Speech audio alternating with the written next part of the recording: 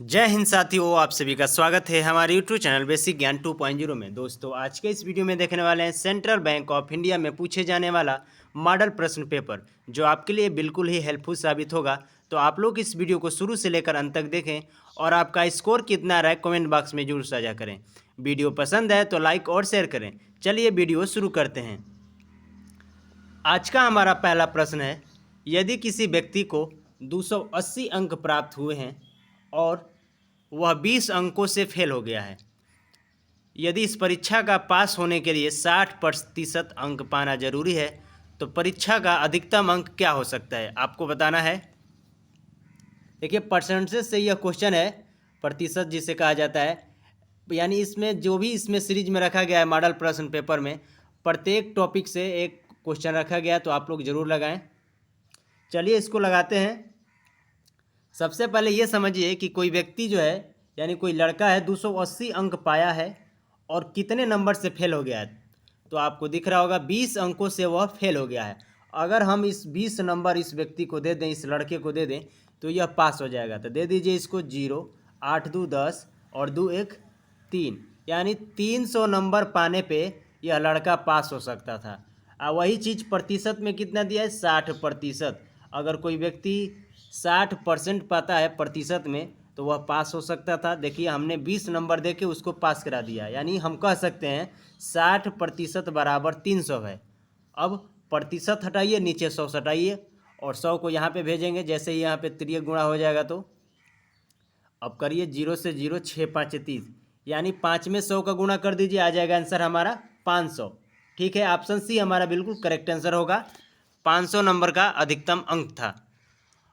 अगला प्रश्न होगा 2 नंबर।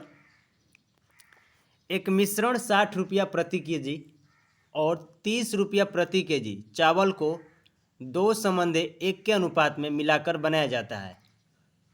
20% लाभ अर्जित करने के लिए प्रति किग्रा चावल को किस दर से बेचना होगा।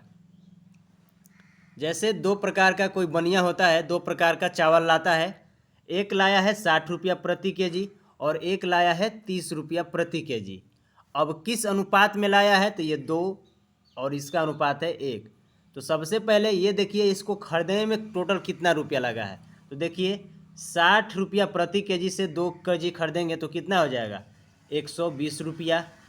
अब 30 रुपया प्रति केजी से 1 केजी खरीदेंगे तो कितना हो जाएगा, 30 रुपया। टोटल जोड़ दीजिए, लागत आपका मिल जाएगा 150 रुपया का लागत आया है। अब सवाल समझिए कैसे होगा। यदि आपको उस पर 20% लाभ अर्जित करना है, तो प्रति केजी चावल को किस दर से बेचना होगा। तो सबसे पहले ये ज्ञात करिए आप कि दोनों को मिला के आप बेचेंगे तो कितना रुपया केजी बेचेंगे। देखिए, टोटल 150 रुपया लगा है और हमने चावल कितना कितना खरीदा है, 2 केजी एक जगह और 1 केजी एक जगह, दोनों को जोड़ दीजिए। टोटल हमारा चावल की मात्रा कितना है, 3 केजी। अब 150 को 3 से भाग दे दीजिए, तो ये प्रति केजी मिक्स चावल का मूल्य आ जाएगा 3 5 15, यानी 50 रुपया प्रति केजी हम बेच सकते थे मिला के दोनों चावल को। ठीक है, लेकिन हमको इस पे बेचना है 20% लाभ लेके, तो इस पे 20% लाभ ले लीजिए। 50 पे डायरेक्ट ही 120 कर लेते हैं।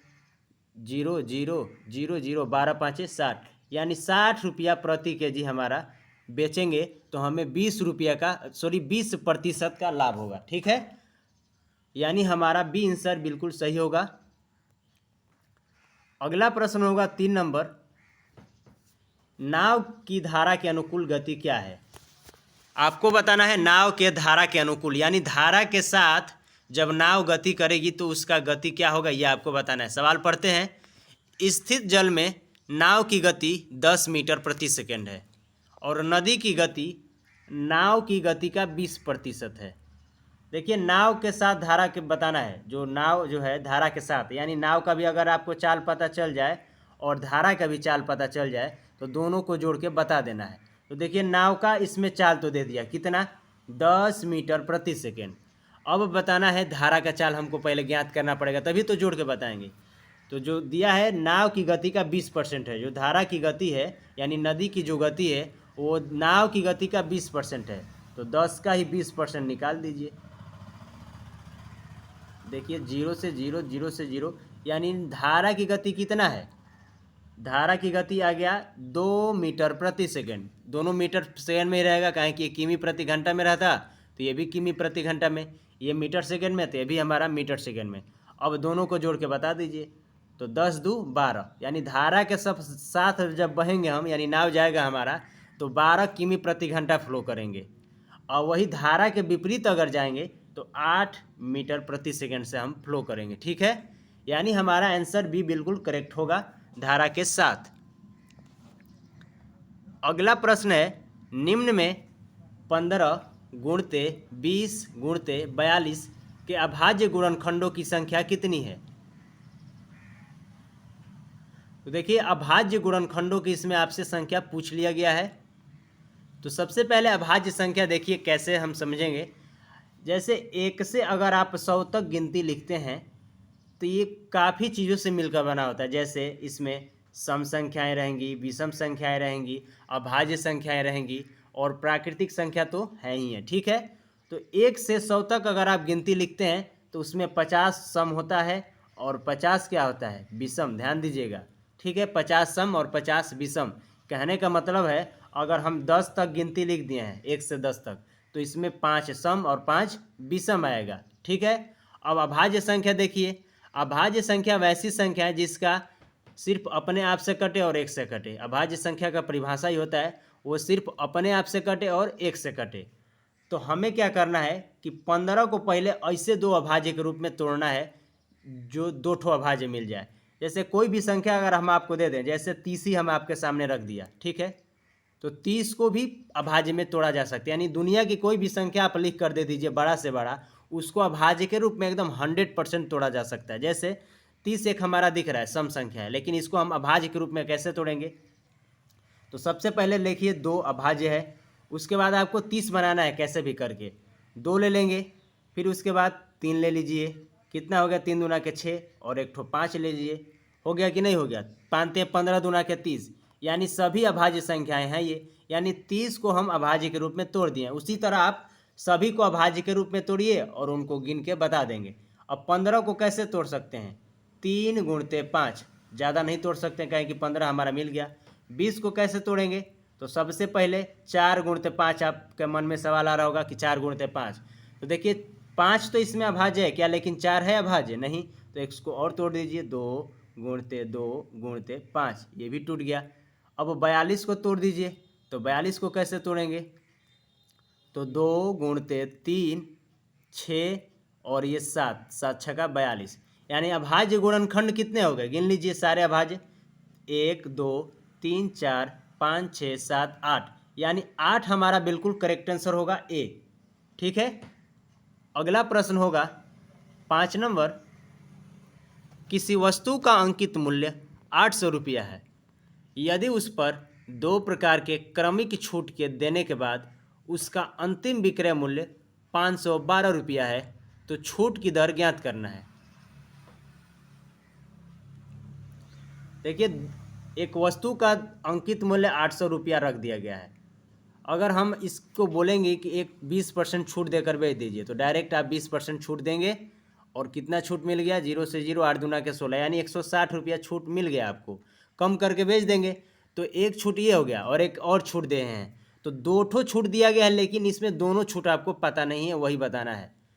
कैसे करेंगे? देखिए, लिखेंगे टोटल हमारा अंकित मूल्य है 800। अब पहला छूट हमें नहीं पता है, इसको भी यक्स मानेंगे, प्रतिशत में ही छूट होगा क्योंकि परसेंटेज में ही, तो प्रतिशत के लिए नीचे लगा देंगे 100 गुणते, फिर दूसरा छूट भी हमें नहीं पता है, यक्स बटा में 100, और ये छूट देने के बाद ये कितना में सामान बेचा है? तो 512 रुपया में। बस इसी को हल करना है और एक्स का मान आपका आ जाएगा। देखिए, 00 से 00 कटा दीजिए। अब 8 से ऊपर ऊपर कटा दीजिए 512 को। देखिए 8 8 छका 48 और बचा कितना यहाँ पे? 51 था, 48 3 और 8 चौके 32, और इधर 100 बचा है, गुणा हो जाएगा, यानी यक्स स्क्वायर इधर हो जाएगा, इधर हो जाएगा कितना? 6400। अब एक्स का मान कितना आ गया? 80। ठीक है, 80%। तो कोई भी छूट दिया गया होगा तो घटा के, यानी 100 में से 80 घटा देंगे, कितना आ जाएगा हमारा? यानी 20% का हमारा छूट दिया गया था, प्रत्येक जो है 20%। सवाल चेक करना चाहते हो तो देखिए 800 गुणते 20% छूट देंगे तो 80 रखेंगे, फिर बटा में 100, फिर 20% छूट देंगे ये भी तो 80 रखेंगे, 100 0 0 0 0, फिर इसका 0 और 8 का 3 हाली गुणा कर देंगे 512। यानी हमारा सवाल सही है, 20% हमारा बिल्कुल सही आंसर था बी। अगला प्रश्न होगा 6 नंबर। एक आयताकार खेत की प्रत्येक भुजा में 20% वृद्धि की जाए तो इसका क्षेत्रफल में कितने प्रतिशत की वृद्धि होगी। तो देखिए आयत जो होता है उसमें लंबाई होता है और चौड़ाई होता है, यानी ये बी हो गया और ये एल हो गया, ठीक है। यानी आयताकार खेत है, इसके प्रत्येक भुजा, तो आप समझ सकते हैं इसकी दो ठो भुजा होगा, लंबाई और चौड़ाई। तो प्रत्येक भुजा में अगर 20% की वृद्धि की जाती है तो क्षेत्रफल में कितना प्रतिशत का वृद्धि होगा। तो ये वाला फार्मूला पे लगाएंगे हम लोग, ए प्लस बी प्लस ए गुणते बी बटा में 100, जो हम लोग क्रमिक बट्टा के लिए लगाते हैं, चाहे चक्रवृद्धि ब्याज 2 साल का ज्ञात करने के लिए लगाते हैं, वही हमारा फार्मूला है। अब दोनों जगह 20 ही रखेंगे, 20 प्लस 20 प्लस 20 गुणते 20 बटा में 100, 1 0 1 0 इसका 1 0 इसका, 2 दूना के 4 और 20 20 ये 40 और प्लस 4 जोड़ दीजिए, यानी वास्तव में वृद्धि कितना हो गया, 44% की। ऑप्शन डी हमारा बिल्कुल सही आंसर होगा। अगला प्रश्न होगा 7 नंबर। अमित और सुरेश की वर्तमान आयु का अनुपात 3:4 है। 6 वर्ष पूर्व यानी पहले उनकी आयु का अनुपात 5:7 था। तो सुरेश की वर्तमान आयु आपको बताना है। तो देखिए लिखते हैं हम, अमित और सुरेश 3:4 है और 6 वर्ष पहले इनका अनुपात कितना था, 5:7। लेकिन ध्यान दीजिएगा ये 6 वर्ष पहले है, यहाँ पे लिख लेंगे हम लोग, ठीक है। अब अनुपात में देखिए समान का अंतर है कि नहीं। 4 से कितना बड़ा है कि 7 हुआ है तो 3 कहेंगे, 3 से कितना बड़ा हुआ है कि 5 हुआ है तो 2 कहेंगे।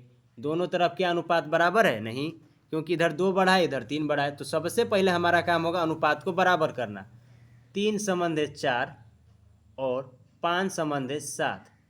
अब अनुपात बराबर करने के लिए ऊपर वाले का अंतर का नीचे गुणा और नीचे वाले अंतर का ऊपर गुणा।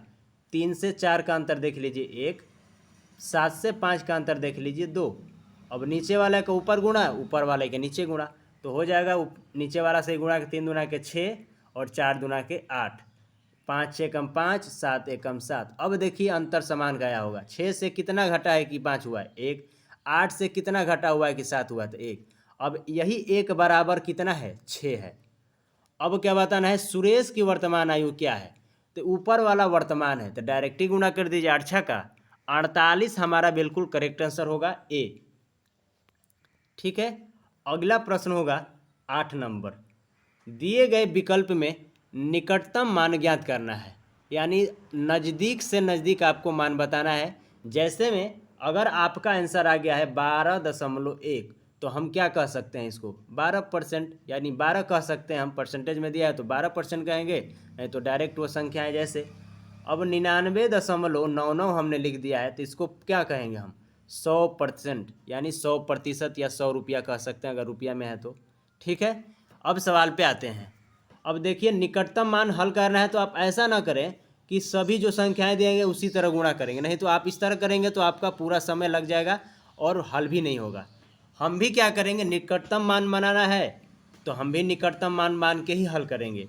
जैसे 119.99 है तो इसको क्या लिख सकते हैं, देख लीजिए 120 लिख सकते हैं, ठीक है, भागा 14.99 है तो इसको भी लिख सकते हैं हम 15, गुणते 25.01 को क्या लिख सकते हैं, डायरेक्ट 25 लिख सकते हैं, काहे कि 01 लगभग में ही हमको देना है, माइनस 19.98 यानी 20 कह सकते हैं, गुणते 4.96 यानी 5 कह सकते हैं।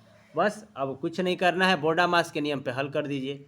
सबसे पहले भाग देंगे तो 15 8 120, 8 यहाँ पे मिला, गुणते 25 माइनस 20 गुणते 5, मल्टीप्लाई करिए, उसके बाद घटा दीजिए। 25 वाट है 200 माइनस 20 पाँचे 100, 200 में से 100 घटा दीजिए, आंसर आपके सामने होगा 100, यानी 100 हमारा डी में दिख रहा है। ठीक है, अगला प्रश्न होगा 9 नंबर। कोई राशि साधारण ब्याज की दर पर 4 वर्ष में 2 गुना हो जाती है, तो उसी दर पर 4 गुना होने में कितना समय लगेगा। कोई राशि है साधारण ब्याज की दर पर 4 वर्ष में दोगुना हो जा रही है, तो उसी दर पर 4 गुना होने में कितना समय लगेगा। देखिए, इसका हमने आपको फार्मूला बताया है कि गुना -1 बटा में गुना -1 बराबर T1 बटा में T2। सब कुछ आपके सामने इसी फार्मूला का यूज करेंगे। ठीक है, अब आते हैं सवाल पे। कोई राशि साधारण ब्याज की दर पर 4 वर्ष में दोगुना, गुना में से 1 घटा के रखना है, यानी 2 में से 1 घटा देंगे तो 1 बचेगा, बट्टा में फिर गुना में से 1 घटाना है, यानी 4 गुना होना है तो 4 में से 1 घटा दीजिए, यानी 3 हो जाएगा, बराबर पहला का समय क्या था 2 था, दूसरा का समय क्या है नहीं पता है, तो इसको हम क्या मानेंगे यक्स। अब गुणा कर दीजिए, 3 दूना के 6 हमारा आंसर सही होगा। देखिए ऑप्शन में है नहीं, ये 16 लिखा है, यही हमारा होगा। 6 आप लोग याद करिएगा। कैसे किया हमने, फिर से एक बार देख लीजिए। गुना -1, गुना में से 1 घटाएंगे हो जाएगा 1, और बट्टा में फिर 4 गुना होना है, 4 में से 1 घटा दीजिए, कितना हो जाएगा 3। पहला का समय कितना है 4, देखिए यहाँ पे लिखने में गलत हुआ था, और बट्टा में दूसरा का समय नहीं पता है 1, यानी 4 तिहाई 12, 12 हमारा सही आंसर होगा। ठीक है, यहाँ पे हमने 2 लिख दिया था, गुना को ही लिख दिया था, 4 समय था। ठीक है, यानी 4 तिहाई 12, 12 वर्ष हमारा बिल्कुल करेक्ट आंसर होगा। अगला प्रश्न होगा 10 नंबर। एक समांतर श्रेणी में 21वां पद 151 है, और पहला जो पद है वो 51 है, तो सर्वांतर ज्ञात करना है।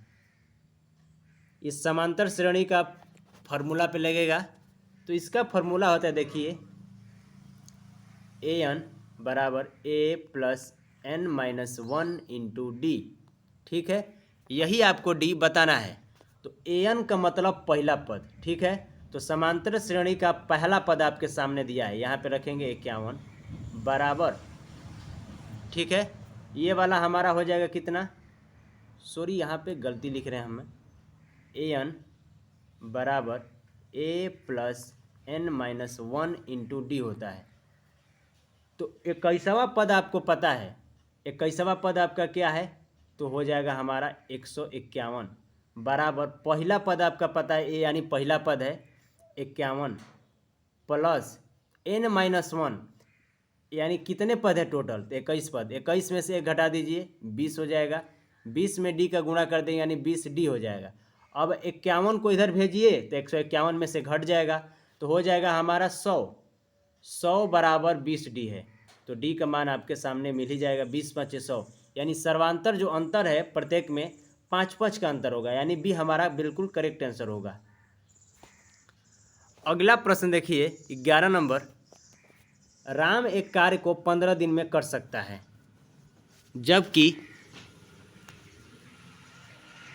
श्याम इसी कार्य को 20 दिन में कर सकता है। 3 दिन तक दोनों एक साथ कार्य किए, उसके बाद राम ने कार्य छोड़ दिया, बचा हुआ कार्य श्याम कितने दिन में करेगा। तो चलिए इसको लगाते हैं। सबसे पहले हम लोग देखेंगे टोटल हम लोग का कार्य कितना है, तो कार्य पता करने के लिए एलसीएम लेना पड़ेगा सबसे पहले। तो लिखेंगे राम, और यहाँ पे है श्याम। राम 15 दिन में और श्याम 20 दिन में कर सकता था, अगर अकेले इन लोगों को छोड़ा जाए कार्य करने के लिए तो। लेकिन उन्होंने कार्य किस प्रकार किया है, सबसे पहले हम लोग एलसीएम ले लेते हैं। तो 15-20 का एलसीएम हमारा हो जाएगा 60। कुल कार्य कितना है 60, 15 चौके 60 और 20 तिहाई 60, ये इन लोगों का क्षमता आ गया। यानी राम जो है एक दिन में 4 गो कार्य करता है, श्याम एक दिन में 3 गो कार्य करता है, तभी तो राम एक दिन में 4 कार्य करता है, तो 60 गो कार्य करने में 15 दिन लिया है। ठीक है, अब आते हैं सवाल पे। 3 दिनों तक दोनों ने एक साथ कार्य किया है, तो अपनी क्षमता के अनुसार ही ना कोई कार्य करेगा।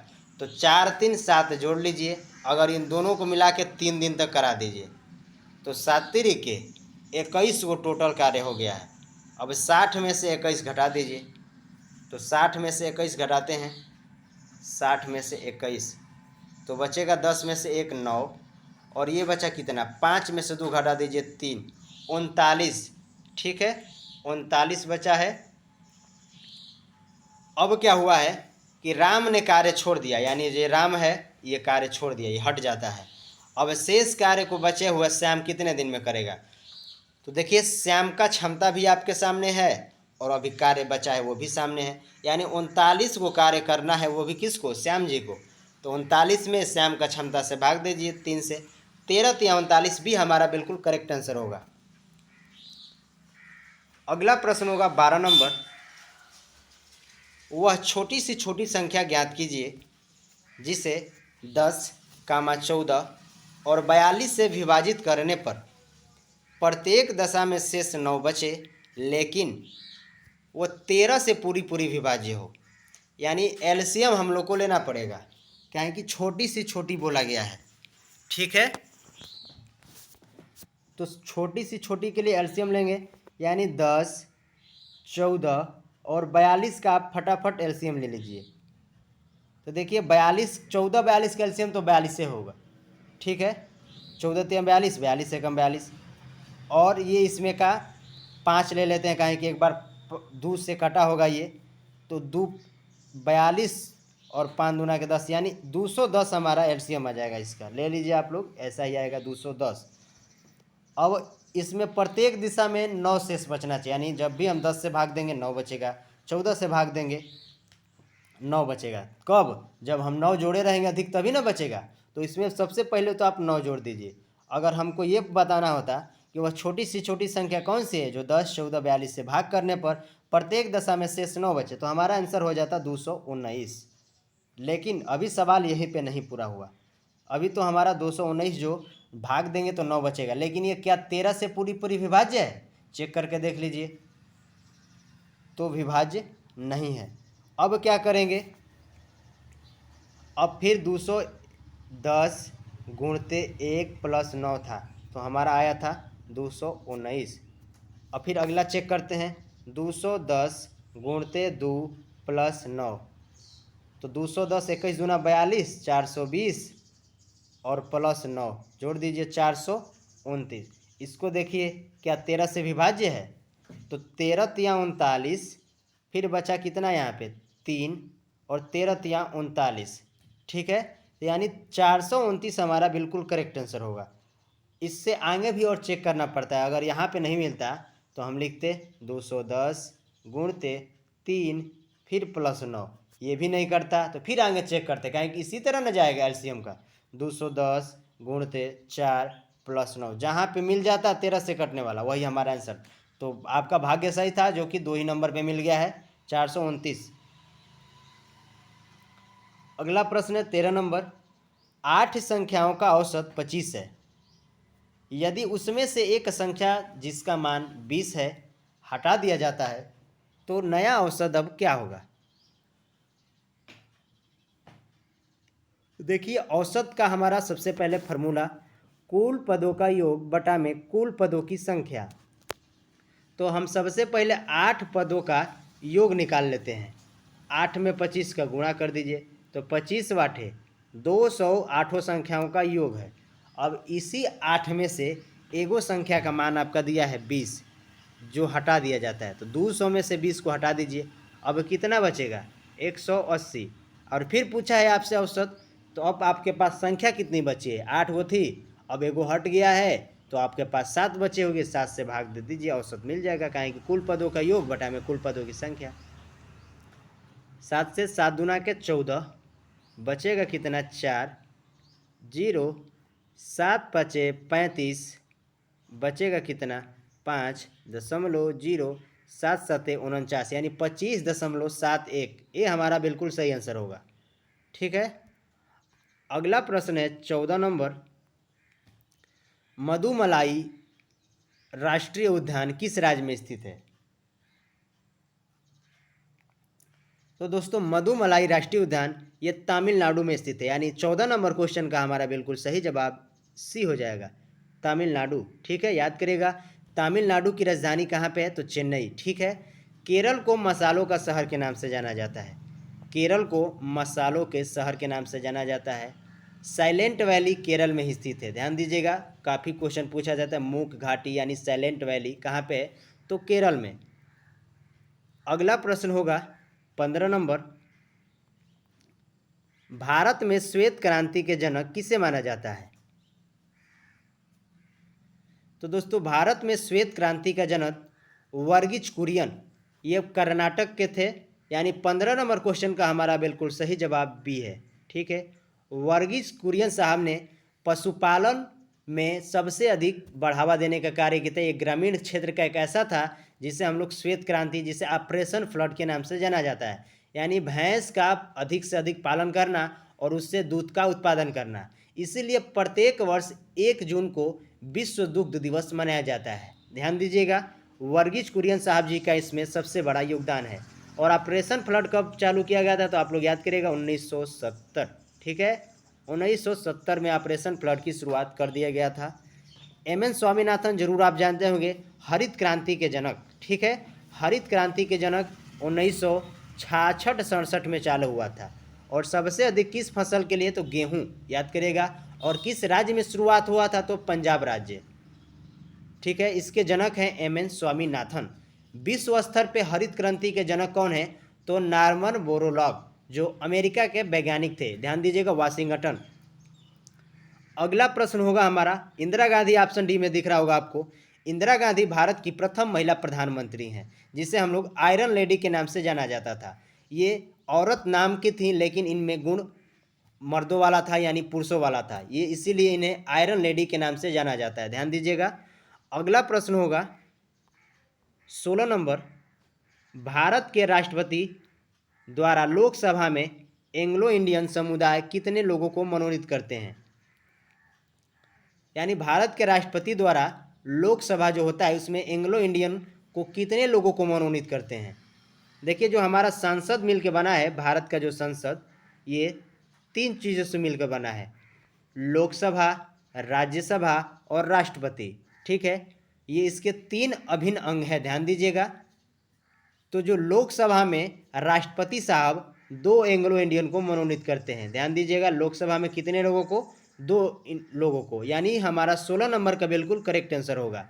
एंग्लो इंडियन वैसे व्यक्ति जिनके माता पिता भारत के थे, लेकिन वो अब इस समय विदेश में रह रहे हैं। ठीक है, एंग्लो इंडियन उसे कहा जाता है। जो एंग्लो इंडियन है वो राष्ट्रपति के चुनाव में भाग नहीं लेते हैं, क्योंकि राष्ट्रपति साहब ही अगर उन दोनों को चुन के बैठाएंगे कुर्सी पे, और जब राष्ट्रपति का चुनाव होगा तो सिंपल सा है, वो लोग उन्हीं को वोट दे देंगे जो उनको बैठाया है कुर्सी पे। इसीलिए राष्ट्रपति के चुनाव में एंग्लो इंडियन सदस्य भाग नहीं लेते हैं। अब एंग्लो इंडियन 2020 से ख़त्म कर दिया जाए, ये भी ध्यान दीजिएगा। एंग्लो इंडियन जो 2 लोगों को चुना जाता था लोकसभा में, 2020 में एक संशोधन पारित हुआ और इससे यह ख़त्म कर दिया गया है। यहाँ पे एक और क्वेश्चन डिस्कस करेंगे। राज्यसभा में ये अभी तक है, राज्यसभा में राष्ट्रपति जो है कितने लोगों को मनोनीत करते हैं? तो हमारा आंसर होगा 12। ध्यान दीजिएगा, 12 लोगों को राष्ट्रपति साहब मनोनीत करते हैं। जैसे वैसे व्यक्ति होते हैं, जैसे किसी का कला के क्षेत्र में, साहित्य के क्षेत्र में, खेल के क्षेत्र में, राजनीति के क्षेत्र में उनका बहुत बड़ा योगदान है। इन लोगों को ये मनोनीत करते हैं। इनका चुनाव नहीं होता है, डायरेक्ट इनको चुन लिया जाता है राष्ट्रपति के द्वारा, और ये लोग भी राष्ट्रपति के चुनाव में भाग नहीं लेते हैं। ठीक है, अगर आपसे ओवरऑल में पूछा जाए कि राष्ट्रपति लोकसभा, राष्ट्र और राज्यसभा में कुल कितने लोगों को चुनता है, संविधान में क्या वर्णित है, तो हमारा आंसर हो जाएगा 14। ठीक है, क्योंकि 12 गो राज्यसभा और 2 ठो लोकसभा में। अगला प्रश्न होगा 17 नंबर, सांभर झील किस राज्य में स्थित है? तो दोस्तों सांभर झील यह एक कड़वी झील है, यानी इसका पानी अगर आप चखेंगे तो ये तीखा लगेगा, यानी समुद्र के पानी जैसा। तो सांभर झील जो है ये राजस्थान में स्थित है, यानी 17 नंबर क्वेश्चन का हमारा बिल्कुल सही आंसर सी हो जाएगा। देखिए, भारत का एक और ये तटीय झील है जो तीखी झील है, ये कड़वी झील है, यानी वो चिल्का झील है, ये उड़ीसा में स्थित है, ध्यान दीजिएगा। और भारत की सबसे मीठी झील कौन सी है? तो वो है वुलर झील, जो जम्मू कश्मीर में स्थित है। झीलों का शहर किसे कहा जाता है, आप लोग को कमेंट बॉक्स में बताना है। अगला प्रश्न होगा 18 नंबर, भारत का सबसे दक्षिणी बिंदु का क्या नाम है। तो दोस्तों भारत का सबसे जो दक्षिणी बिंदु है वो हमारा है इंदिरा पॉइंट, यानी 18 नंबर क्वेश्चन का हमारा बिल्कुल सही आंसर ए हो जाएगा। इंदिरा पॉइंट भारत का सबसे दक्षिणी बिंदु है। इंदिरा काल ये भारत की उत्तरी बिंदु है, और किबिथी जो है ये पूर्वी बिंदु है, और गौरी माता ये पश्चिमी बिंदु है। आप लोग याद करिएगा, चारों ही हमने आपको बता दिया है। अगला प्रश्न होगा 19 नंबर, गांधी सागर बांध किस राज्य में बनाया गया है। तो दोस्तों गांधी सागर बांध ये मध्य प्रदेश में है, यानी 19 नंबर क्वेश्चन का हमारा बिल्कुल सही आंसर डी हो जाएगा।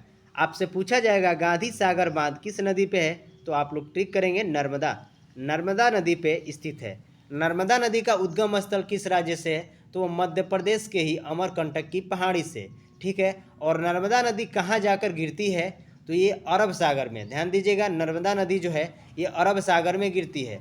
नर्मदा और ताप्ती नदियाँ दोनों पश्चिम दिशा में बहने वाली नदी हैं, और भारत में जो नदियाँ हैं वो पूरब से पश्चिम की तरफ नहीं, या पश्चिम से पूरब की ओर बहती हैं। ध्यान दीजिएगा, जो आकर बंगाल की खाड़ी में गिरती हैं, लेकिन नर्मदा जो नदी है वो पूरब से पश्चिम की ओर बहने वाली नदी है, और ये अरब सागर में जाकर गिरती है। अगला प्रश्न होगा 20 नंबर, इनमें से किसमें स्वर्णिम चतुर्भुज योजना शामिल है। तो सबसे पहले आप समझिए स्वर्णिम चतुर्भुज योजना है क्या। तो देखिए 2001 में अटल बिहारी वाजपेयी भारत के प्रधानमंत्री थे। 2001 में अटल बिहारी वाजपेयी भारत के प्रधानमंत्री थे, और उन्होंने यह रोड के क्षेत्र में यानी महानगरों को, 4 महानगरों को जोड़ा है। यानी एक ही रोड से 4 महानगर जोड़े हैं। कौन कौन महानगर है, तो यही आपको बताना है। मुंबई, चेन्नई, दिल्ली, कोलकाता, ठीक है। मुंबई, चेन्नई, दिल्ली और कोलकाता ये 4 महानगर है जो इस स्वर्णिम चतुर्भुज योजना के तहत जुड़ा हुआ है। अगर आप मुंबई से दिल्ली तक एकदम जाना चाहते हैं, कोलकाता, चेन्नई, तो एक ही इस रोड को अगर आप पकड़ेंगे तो बिल्कुल ही सीधा साधा चले जाएंगे। इसका स्वर्णिम चतुर्भुज क्यों रखा गया है, अगर आप इसको मैप पे देखेंगे ना तो ये चतुर्भुज के आकार का दिखाई देता है, ठीक है। देखिए इसके निर्माण कब हुआ है, 2001 में एक पारित हुआ था, और बनकर कब तैयार हुआ है, 2012 में, ठीक है। और इसको बनाने में 6 खरब रुपया लगा था। ध्यान दीजिएगा, 6 खरब रुपया लगा था, और इसकी कुल लंबाई है 5846 किलोमीटर। 4 महानगर को इसको जोड़ता है। अब ऐसा नहीं है कि इसमें सिर्फ 4 ही महानगर हैं, बीच में और भी कई ठो शहर पड़ेंगे, जैसे विजयवाड़ा, कानपुर हम लोग का है, वाराणसी है, लेकिन 4 महानगर को इसमें जोड़ा गया, मुंबई, चेन्नई, दिल्ली और कोलकाता, ठीक है। अगला प्रश्न होगा 21 नंबर, विश्व व्यापार संगठन जिसे हम लोग इंग्लिश में WTO के नाम से जानते हैं, वर्ल्ड ट्रेड ऑर्गेनाइजेशन की स्थापना किस वर्ष हुआ था। तो दोस्तों विश्व व्यापार संगठन की स्थापना 1 जनवरी 1995, यानी 21 नंबर क्वेश्चन का हमारा बिल्कुल राइट आंसर ए हो जाएगा। ध्यान दीजिएगा, इसका मुख्यालय कभी पूछा जाता है तो आप लोग याद करेंगे जनेवा, ठीक है, जनेवा में इसका मुख्यालय है। विश्व व्यापार संगठन एक ऐसी संस्था है जो बहुपक्षीय यानी सभी लोगों को व्यापार करने के लिए रणनीति, नियम, कायदे कानून बताती है विश्व स्तर पे, ठीक है, ना कि राज्य, ना कि देश स्तर पे। ये सभी देशों के लिए एक बहुत ही अच्छी संस्था है।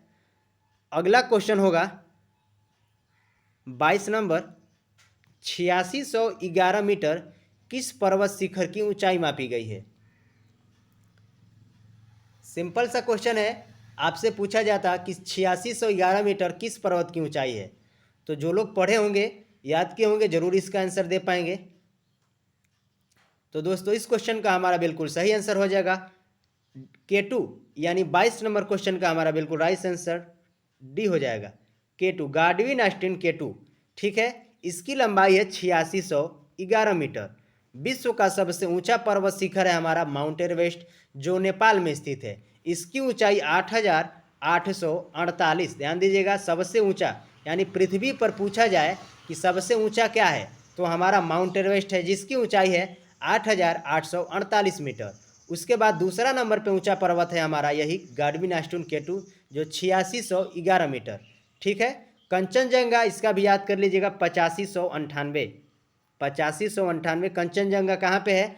तो ये सिक्किम, भारत के सिक्किम राज्य में स्थित है। अगले प्रश्न की ओर देखते हैं। 23 नंबर, संयुक्त राष्ट्र परिषद के कितने अस्थायी सदस्य हैं? संयुक्त राष्ट्र परिषद, तो देखिए संयुक्त राष्ट्र परिषद, इसका मुख्यालय अगर आपसे पूछा जाए तो अमेरिका यानी वाशिंगटन में है, याद करिएगा आप लोग, न्यूयॉर्क में। तो ये संयुक्त राष्ट्र में दो ठो पार्ट होता है, इसमें एक अस्थाई और एक अस्थाई। ठीक है, एक अस्थाई और एक स्थायी सदस्य होते हैं। तो अस्थाई जो हैं इसमें 5 देश होते हैं और अस्थाई में 10 सदस्य होते हैं।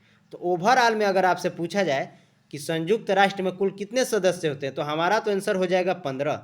लेकिन यहाँ पे आपसे पूछा गया है कि संयुक्त राष्ट्र परिषद के कितने अस्थायी सदस्य हैं, तो हमारा बिल्कुल सही आंसर हो जाएगा 10। ठीक है, 10 अस्थायी सदस्य हैं और इनका कार्यकाल 2 वर्षों के लिए चुना जाता है।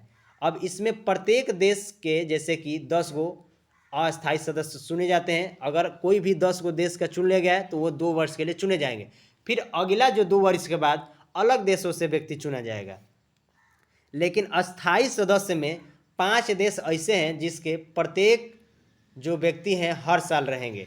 जैसे इसमें बता दे रहे हैं हम आपको 5 देश का नाम। पहला है रूस, अस्थायी देश आप लोग याद करिएगा, रूस, फ्रांस, चीन, इंग्लैंड और अमेरिका। ये 5 जो है अस्थायी देश हैं। ठीक है। अगला क्वेश्चन देखते हैं 24 नंबर, मुफ्त और अनिवार्य शिक्षा का अधिकार संसद में किस वर्ष पारित हुआ था? तो ये क्वेश्चन से आप सभी लोग परिचित होंगे। मुफ्त शिक्षा और अनिवार्य शिक्षा, यानी कहने का मतलब है सर्व शिक्षा अभियान। आपने जरूर सरकारी स्कूलों में नारा पढ़ा होगा, यानी प्रत्येक बच्चा को पढ़ने का अधिकार है और वो भी मुफ्त में। लेकिन इसका नियम बनाया गया है कि कितने वर्ष के बच्चों को मुफ्त शिक्षा मिलेगा। तो ध्यान दीजिएगा, 6 से 14 वर्ष के बच्चे, 6 से अगर आपका 14 वर्ष तक बच्चा है तो आपको फ्री में शिक्षा दिया जाएगा, वो भी गवर्नमेंट स्कूल यानी सरकारी स्कूल में, ना कि प्राइवेट स्कूल में। अगर आप प्राइवेट स्कूल में नाम लिखवाते हैं अपने बच्चों का तो आप UKG L और 1 से ही आप पैसा देना चालू कर देंगे। लेकिन सरकारी स्कूलों में 6 से 14 वर्ष के बच्चों का कोई भी शुल्क नहीं लिया जाता है। यह एक प्रकार का मौलिक अधिकार है, ध्यान दीजिएगा, मौलिक अधिकार है। ठीक है, 6 से 14 वर्ष के बच्चों के लिए।